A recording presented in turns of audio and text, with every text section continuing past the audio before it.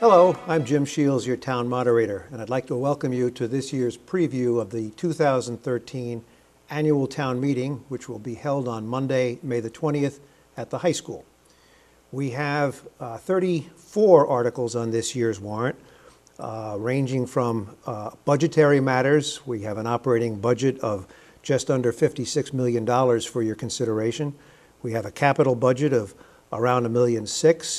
We've got some zoning changes that are being proposed. We have 3 citizens petitions. And the purpose of this broadcast is to give you, the voters, the opportunity to be educated about what will be coming before you to act as legislators at the town meeting to facilitate the process of making an informed decision. So I will be going through each of the articles and having a spokesperson for most of them give you a thumb sketch of exactly what it is that you will be considering on the night of May 20th. Article 1 is sort of a catch-all article to accept the reports of the various committees and boards from the town. And the annual report of the town is available at the clerk's office. I believe it will also be posted on LCAT for your review, and I think there will be some print copies available as well.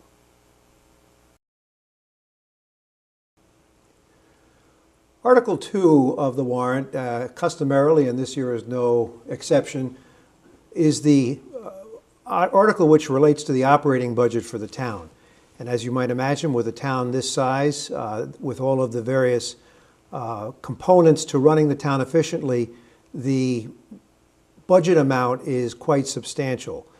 The Appropriations Committee begins the process of coming to its recommendation for the budget in the fall, where various guidelines and goals are established, and then the committee begins to meet in earnest with the various departments at the beginning part of the calendar year. Here to explain in more detail about this year's operating budget is the chair of the Appropriations Committee, Russ Denver. Russ. Thank you, Jim. As chair of the Appropriations Committee, I'm happy to be here to represent the entire committee and talk about what we will be presenting to town meeting on May 20th.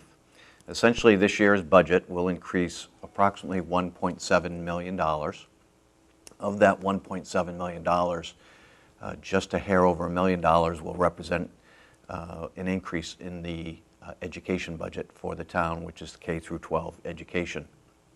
In addition, there are a number of calculations that we need to put into the budget each year, which involve employee benefits, which continue to go up each and every year.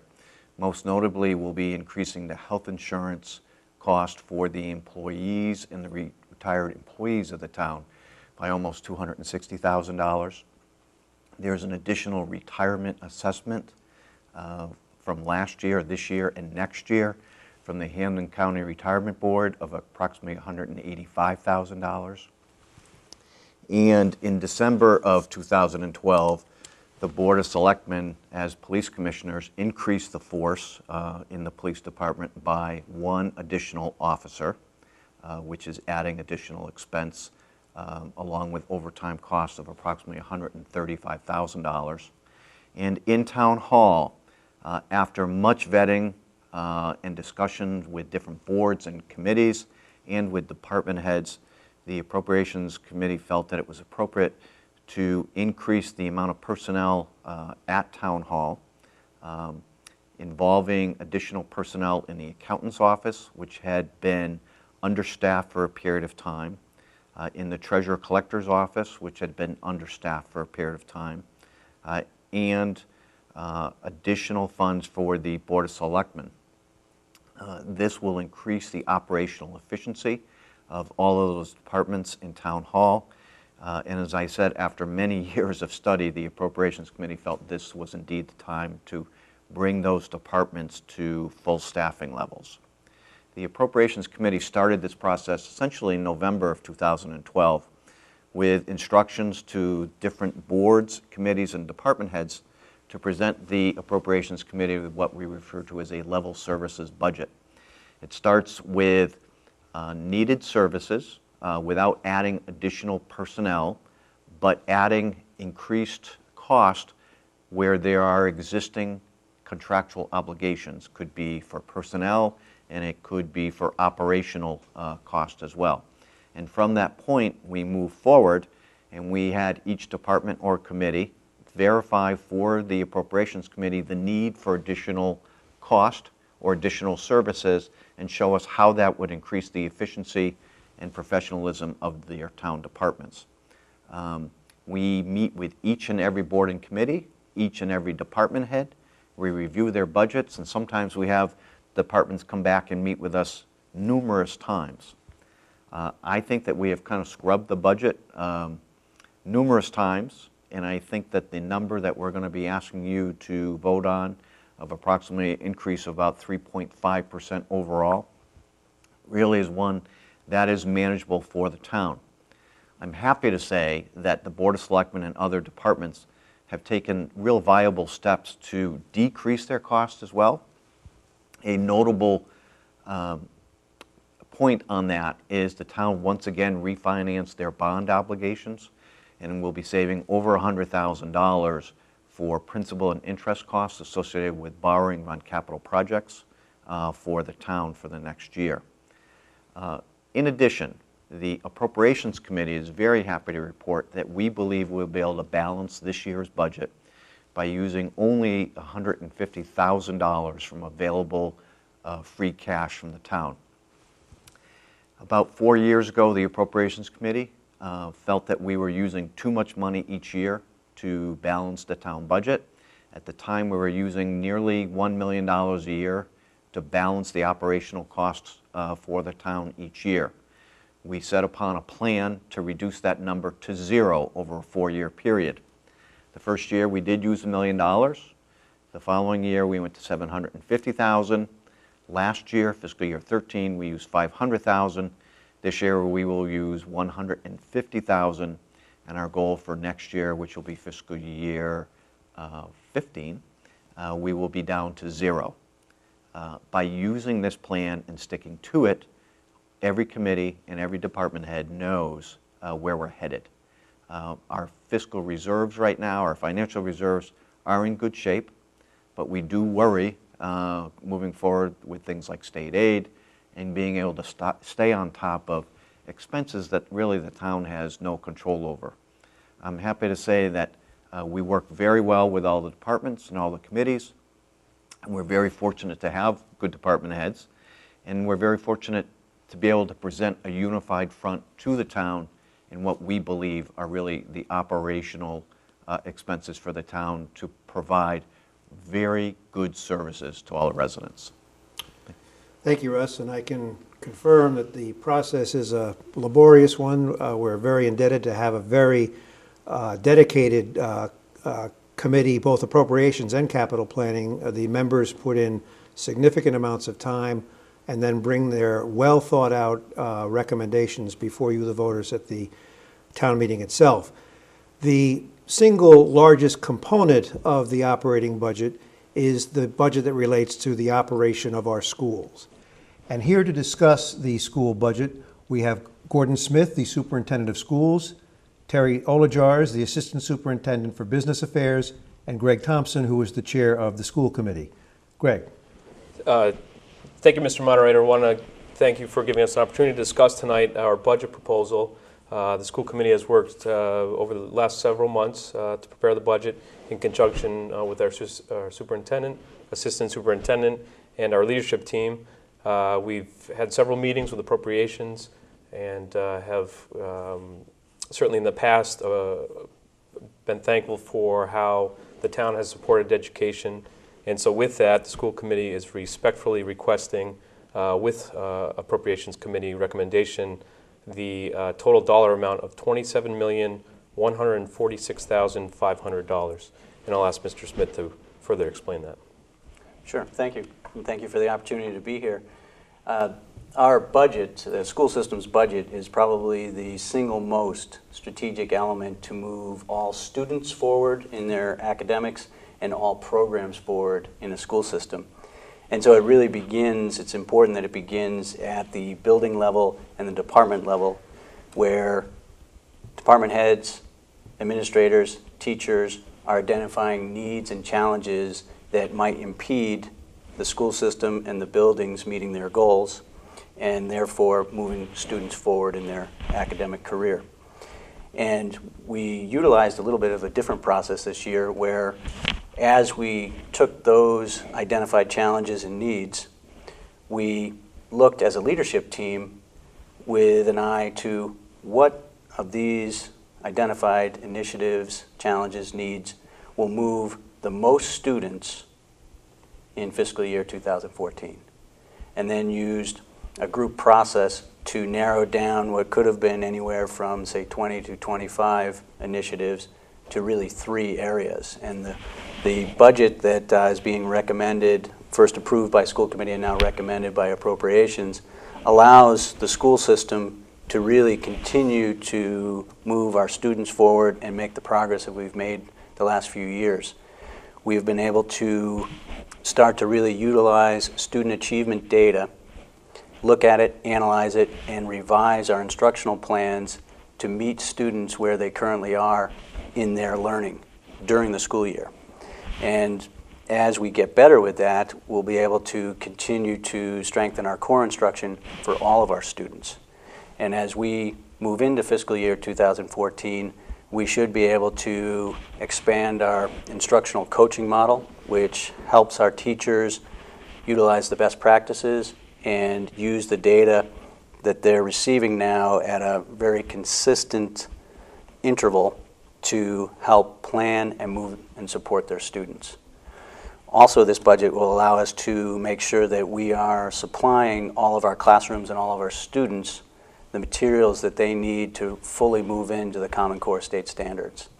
And finally, we'll start to catch up to high schools around us and be able to add a second assistant principal so that we're looking at how we personalize education more at the high school level, where you have 3 educational leaders, 2 assistant principals, and a principal who not only provide professional development for the staff, but also provide security and safety for our students. And the budget that has been approved and is recommended to town meeting by appropriations should allow us to do that. Thank you. Thank you for having us here today. Our recommended school budget amount is an increase of $1,073,418 over this current year, fiscal year 13 budget. This budget, as in any fiscal year, works in conjunction with state and federal grants such as IDEA and Circuit Breaker for special education, Title I, Title IIA, and other small grants.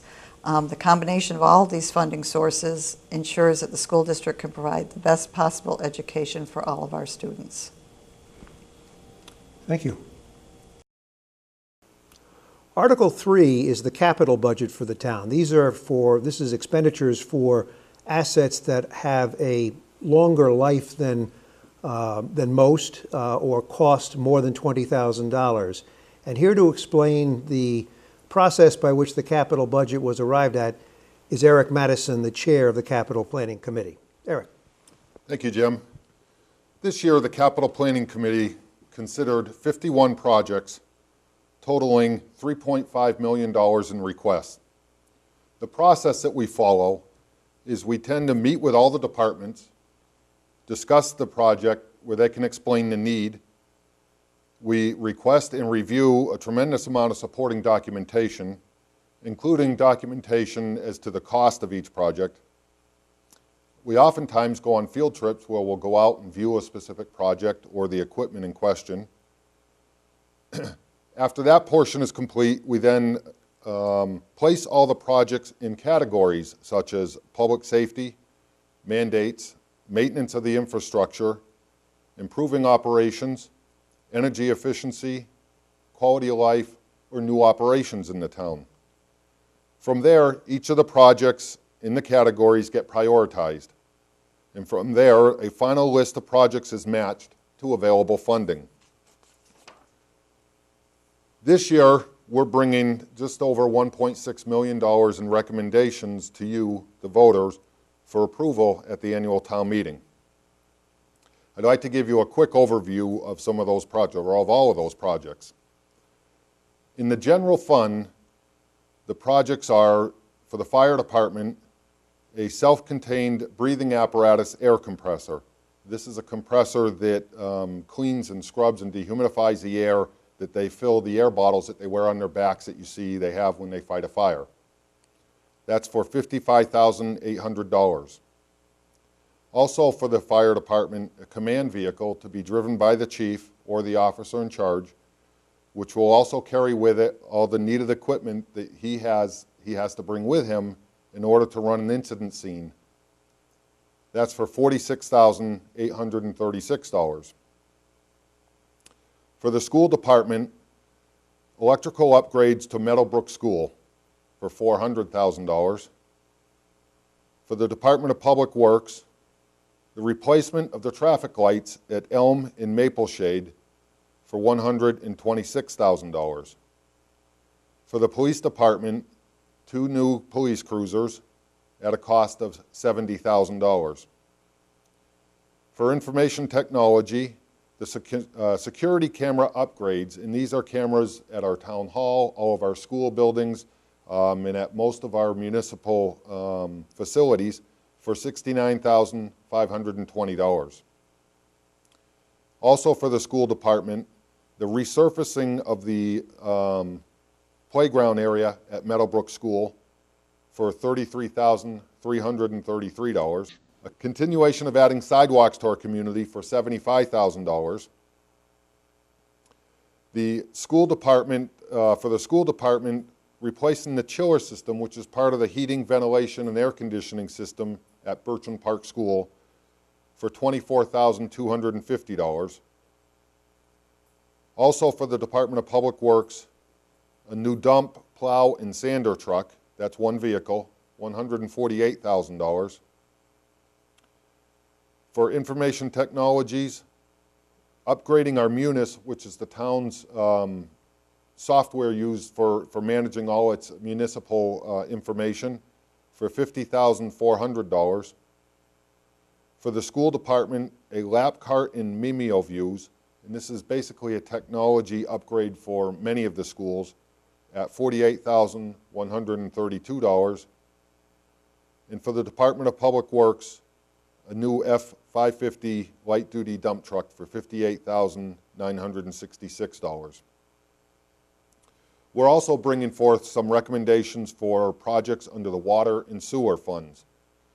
This is replace the water main on Savoy Avenue for $98,700, purchase a trailer-mounted generator that will be used to back up when we have power outages at the water and sewer pumping stations for $65,000, replace 2 of the trucks used in the water and sewer departments for a total of $123,373.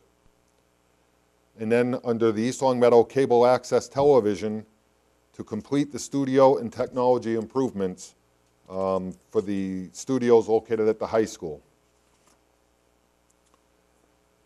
The funding sources that we're going to bring forth for recommendation are, under the general fund projects, $204,565 from closed capital projects. These are projects that you previously funded at other town meetings where there was a balance remaining after the projects were done. That money can be reallocated for other capital projects in the future. For the first time ever, too, the Capital Planning and Appropriations Committee is recommending to you that rather than bond any additional projects or borrow money, that we pay from available funds from our savings account, essentially, $1,036,671 from free cash to fund the general fund capital projects. In the water fund, $98,700 will be from other water fund and sewer fund closed capital projects, and $76,950 from the water unreserved balance. The water unreserved and sewer unreserved balances are those money that remain from previous fiscal year's budgets. It's essentially the water fund and sewer fund savings account. The total, and from the sewer fund, $111,413, and that's from the sewer unreserved fund. The total general fund projects that we're recommending are $1,241,237.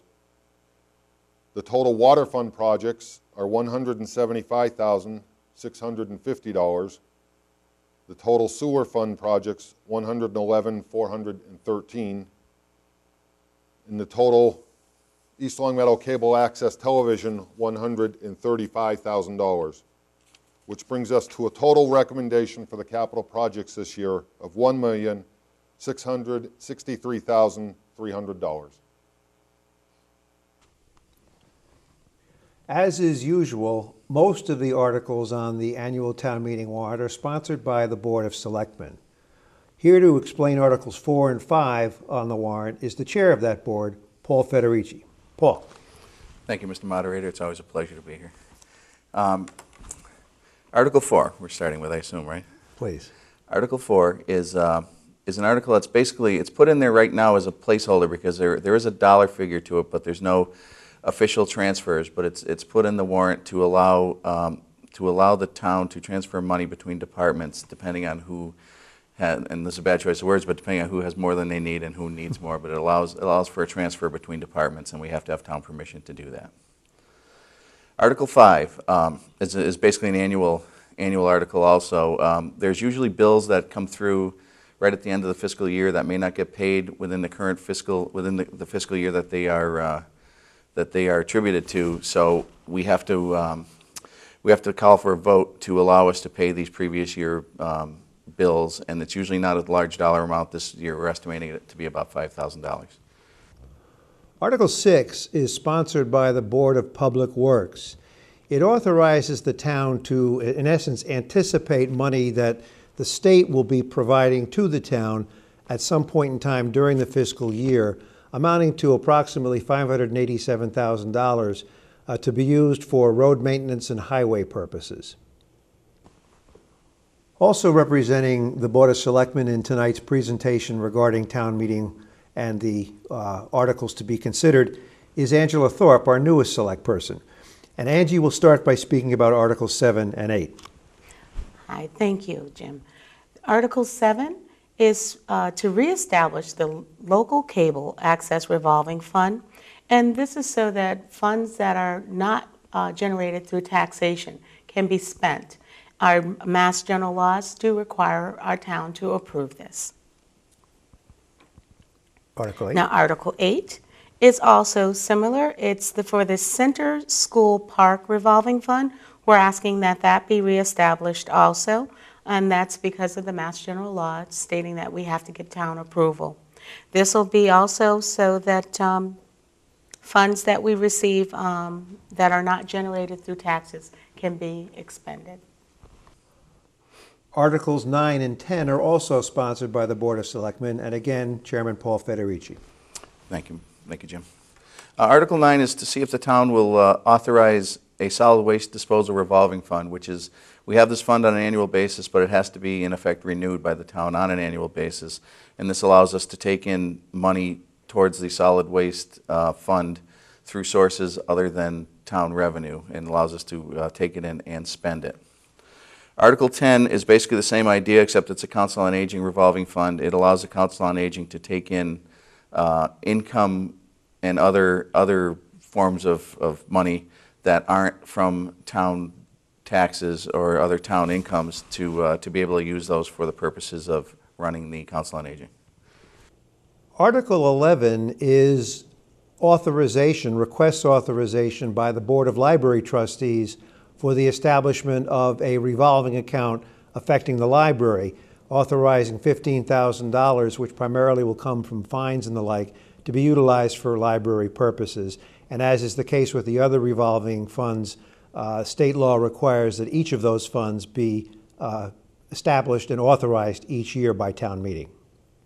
Article 12 contemplates the expenditure of funds in connection with our 4th of July parade. And Angela Thorpe will explain Article 12. Angie. Thank you, Jim. This is to appropriate funds and transfer a sum of money to be made available for our Independence Day Parade. That happens every year. We have so many people from around the surrounding communities that come in and enjoy that. To make sure that this is funded, we do ask a year in advance. This will be for the Parade 2014, and that'll be an amount of $17,500. And we're asking for that to be set aside for our Independence Parade, and we'd all enjoy that. Article 13 is sponsored by the Board of Assessors, and it relates to the potential acquisition of a software evaluation program. Here to explain Article 13 is the Chair of the Board of Assessors, Marty Grudgeon. Marty. Thank you, Jim. Article 13, to see if the town will vote to raise and appropriate and/or transfer a sum of money from available funds to replace the valuation software and pass any vote or take any other action relative thereto. Basically, the Board of Assessors is looking to replace their software within the department that was installed in the 1980s and bring it up to code for the current time. It is a one-time fee of $35,000 and will go back to a lower fee once it is installed. And this will benefit homeowners as well as our department and professionals that use it outside the town hall, such as real estate agents and real estate lawyers. Thank you. Thank you, Marty. Article 14 relates to the expenditure of funds for use in the acquisition of police department equipment. Chairman Federici will explain Article 14.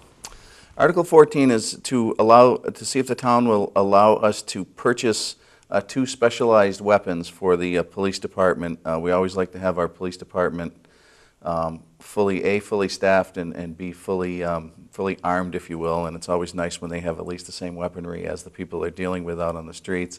So we're requesting $2,500 for 2 weapons, which will be placed in 2 of our town cruisers.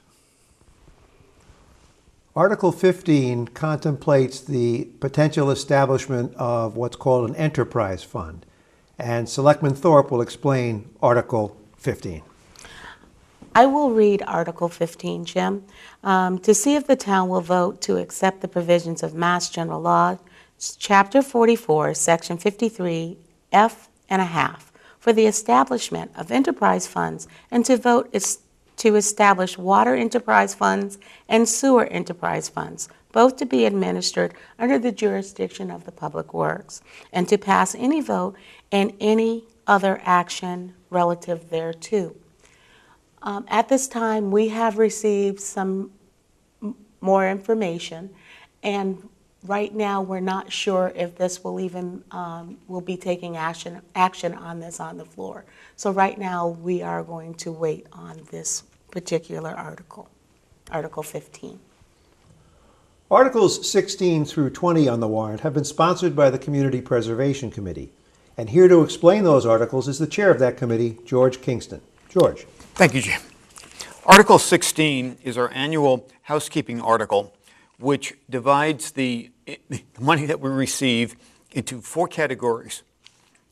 5% for administration, 10% for the Historic Resources Reserve, 10% for the Community Housing Reserve, and 10% for the Open Space Reserve, with the remaining 65% being available for any of those categories for expenditure. And this is structured under the Community Preservation Act, the state law, and we have to do this every year in order to appropriate our funds appropriately. Article 17 is $160,000 to buy and install generators and their associated electrical work at Inwood Commons, Village Greens, and Quarry Hill, the community buildings.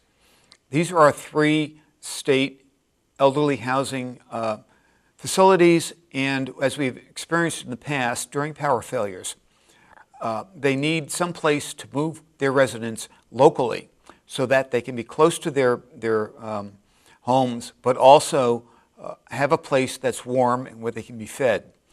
And these generators will have just the community rooms with electricity so that they can power the kitchens and also provide light and heat.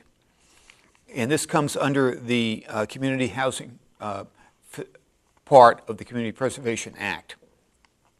Article 18 is similar, except that we're asking for $60,000 to buy and install a generator at Brownstone Gardens for their community building. Brownstone Gardens is also has affordable housing units along with its market rate housing, and it therefore qualifies, even though it is not a town-owned facility, for community preservation funds for community housing. Article 19 is to see if the town will expend not more than $5,000 from the Community Preservation Fund to prepare an application for listing Norcross House on the National Register of Historic Places. This registration will further protect the status of Norcross House. And the need for $5,000 is that the application is complicated. It needs to be done in the proper format. We feel that this is a very good use of these funds. It's a very, actually relatively cheap way of providing additional protection to Norcross House. Article 20 is to spend not more than $25,000 from the Community Preservation Fund to scan and convert into digital format the town's historical documents. The town has a treasure trove of historical documents that are stored in the historical room at the library. These documents, however, are quite old and quite fragile.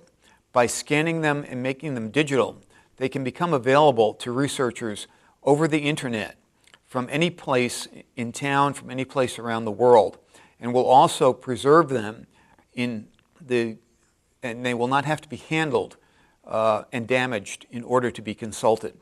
And so we feel that this is also a good use of the historic resources part of the Community Preservation Fund. Real estate in any town is under the control of the Board of Selectmen, and Article 21 requests town authority to authorize the selectmen to dispose of some such property. Paul Federici will explain. Thank you. The town had a piece of vacant land on Auburn Street, and we had a request from someone to purchase it, so we had to have it go out to bid, and we had a builder, I believe it was, bid the sum of $26,600 to buy this piece of property and I believe develop on it. And in order to do this, we have to get the town's permission to convey this property to this person. Articles 22 and 23 are also sponsored by the Board of Selectmen, and Angie Thorpe will explain what each of those articles is intended to accomplish. Angie. Thank you. Article 22 is a lease for our telecommunications company, and because of our state law requires that any long-term lease be approved by the residents and voters of the town of East Longmeadow. So that's what we're asking for in Article 22. And then Article 23 is the National Grid. They're asking for an easement, and so that needs to go before our town also for approval.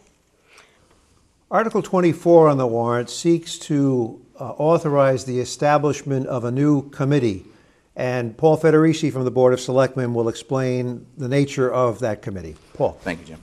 I will read some of this. What we're requesting from the town is to establish a personnel policy committee which will be responsible for the development, implementation, and administration of procedures and policies regarding a compensation and classification plan, uniform benefits and performance standards, and policies for all non-union employees of the town, with the exception of employees of the school department. This committee would be made up of a member from each of these governing bodies in town: Board of Selectmen, Public Works, Planning, Assessors, Library Trustees, Recreation Commission, Council on Aging, and there would be 2 at-large members appointed by our moderator for initial terms of 2 to 3 years to also be on this committee. And this committee, through some diligent work by many people in town, we've been trying to find a way to sort of have our functions more cohesive and be able to have a set plan going forward for all departments as far as personnel policies and potential for raises and performance-based raises and things like that. So this committee will help us in that task to make our town government more responsible, to to the townspeople and also be able to allow us to reward them accordingly. Articles 25 through 31 all relate to the town's zoning rules and regulations, and they've been sponsored by the Planning Board. And here to speak on behalf of the Planning Board is George Kingston, the board's clerk. George. Thank you, Jim. Article 25 is to see if the town will vote to impose a temporary moratorium on medical marijuana treatment centers. As you may know, the state has recently passed a law and issued final regulations regarding medical marijuana treatment centers or medical marijuana dispensaries. The state does not allow any municipality to ban such facilities within its borders. However, it has allowed municipalities to institute temporary moratoriums so that they have the time to figure out exactly how to regulate these facilities within their borders. We feel that by imposing a moratorium until July of 2014, which is a little over a year, it will give the town the opportunity to carefully zone these facilities and also to get a feel for how they are actually working out in reality in those municipalities where they are located between now and next year.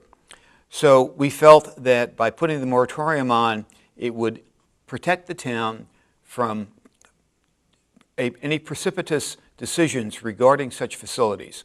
We recognize that medical marijuana is important to people with certain diseases and disabilities. But we also recognize the need to make sure that the town's quality of life is not in any way degraded by citing these facilities in an inappropriate place. And we need to understand more about that, and we hope to learn that in the next year. Article 26 is an amendment related to floodplain district boundaries. And basically, this is an administrative article because the references for the boundaries have changed on the basis of the changes under FEMA.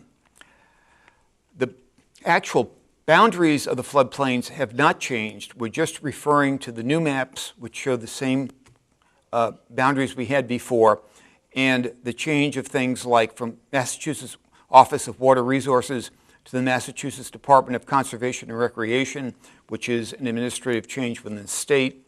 So this article will bring our floodplain district boundaries into administrative compliance with both federal and state agencies, and really is not substantive to the boundaries themselves. Article 27 is to introduce 3 new definitions within the zoning bylaw. Area and facility for sporting activity is a use that was referenced in the bylaw but never previously defined. And this has turned out to be a problem as people propose different sports or recreational facilities within town, some of which are appropriate and some of which are not. We're trying to provide more clarity by finally providing an actual definition. The same thing with minimum setback, trying to clarify the definition, and also wall. We have not had a definition of wall, and the difference between wall and fence is not always clear. So we're trying to make that a little bit more appropriate. Article 28 is again a clarification article relative to fences and walls. We felt that the current regulations regarding fences and walls were somewhat difficult to understand, and we try to clarify that by changing the language. This does not change anything about the requirements for fences and walls other than to add in the requirement that fences will require a building permit. And the reason for that was that fences are allowed to within 6 inches of a property line. And we felt that it was very important that fences be appropriately located so that a person does not inadvertently end up putting their fence on their neighbor's property. which result in expense for relocating that fence. And so by getting a building permit, it would require that the fence be properly located and would obviate the need for relocating fences that were inappropriately located. Article 29 and 30 are both clarification articles. We currently have a requirement that no building in either a business or industrial district can exceed 65,000 square feet. This was our big box bylaw. The way it was written, it wasn't really clear as to whether or not that included one or more buildings, so that theoretically someone could put up 2 buildings and connect them with a walkway and call it that it was under 65,000 feet when it was really over that. These 2 articles simply clarify that all buildings associated with a use in either industrial or business district, the whole floor area is counted, not separately the floor area of the different buildings, so that it tightens up that bylaw. Article 31 relates to private home offices or studios. When our current bylaw was written, the internet did not exist. eBay did not exist. And it was written with the idea of artists, lawyers, and such practitioners having offices in their homes. Today, it's entirely possible to operate a business out of your home with no shipments to the house, with no customers or clients coming to the house, strictly by using your computer and your telephone. And there are quite a number of those businesses in town. They have no negative impact on the neighborhood. There's no traffic increase. But they're not appropriately dealt with in the current bylaw.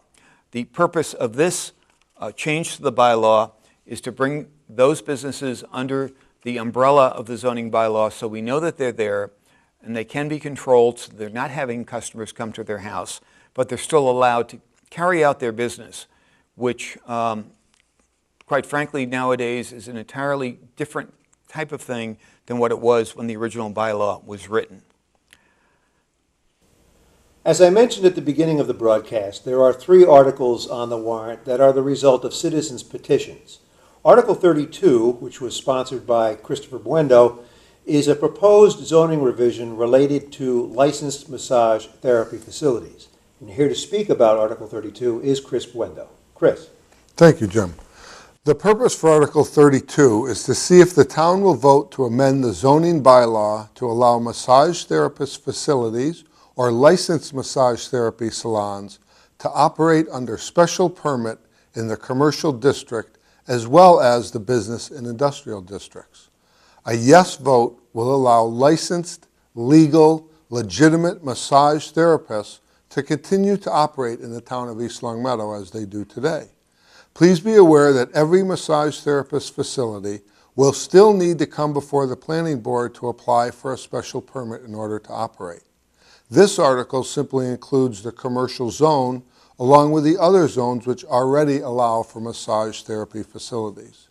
We are kindly asking the town to approve Article 32 so that practitioners like Ginny Levine, who is a massage therapist currently operating at 280 North Main Street, can continue to operate. Ginny has been in our building since she passed her national exam for massage therapy in May 2010. She is a respected member of the business community. She has many venerable clients in town, and she wishes to continue to operate her business in the Reminder Office Building. We appreciate your support and ask you to vote yes on Article 32. Thank you, Chris. Thank you. Since Article 32, the citizens' petition, contemplates a proposed change to the zoning bylaw, state law requires that the planning board take a position on that article prior to coming to the town meeting floor.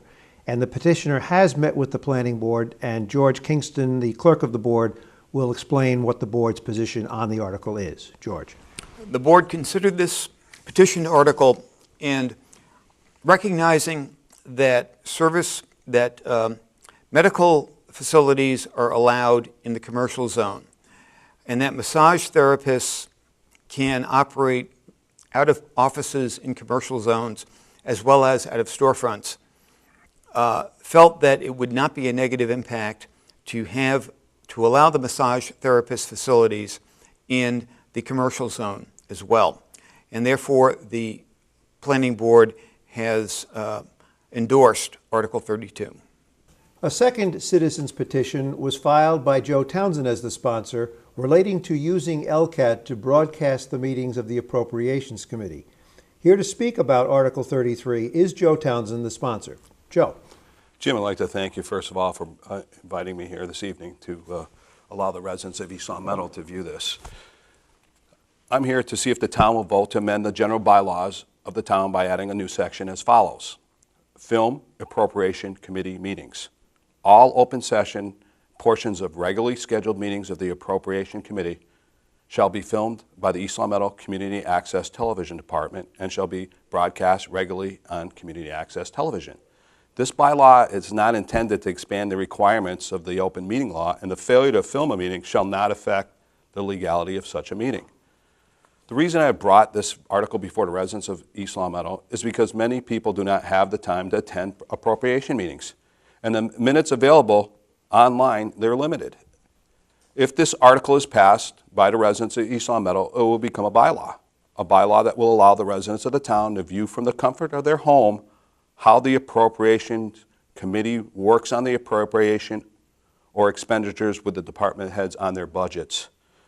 The Appropriation Committee recommendations or not recommending for each article on the town warrant has a huge influence on many voters' decisions at the town meeting. This is a powerful committee, and its members are very influential. Therefore, although not an elected board, I believe it is a committee that's meetings should be televised, and I'd like to thank you for your time. Thank you, Joe.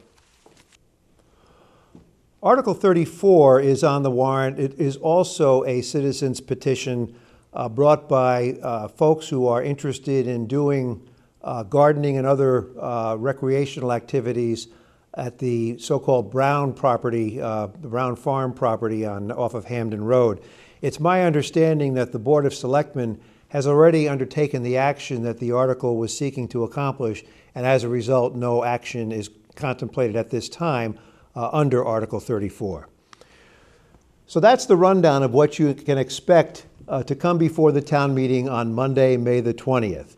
This program will be broadcast several times during the week prior to the town meeting, as will a rebroadcast of the budget hearing that was conducted in the beginning of April by the Appropriations Committee, the School Committee, and the Capital Planning Committee. So you'll have plenty of opportunity to educate yourself as to what is going to come on before the floor at the town meeting.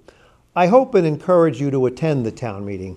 Like members of Congress, you'll have the opportunity to act as a legislature and as an individual legislator, because every person's vote counts. Unlike the members of Congress, you'll actually accomplish something, because we will adopt a budget on the 20th, and we will take action one way or the other on all of the articles that we've just discussed. So I hope and encourage you to be there on Monday, May 20th at 7 o'clock at the high school. Please join me. Thanks.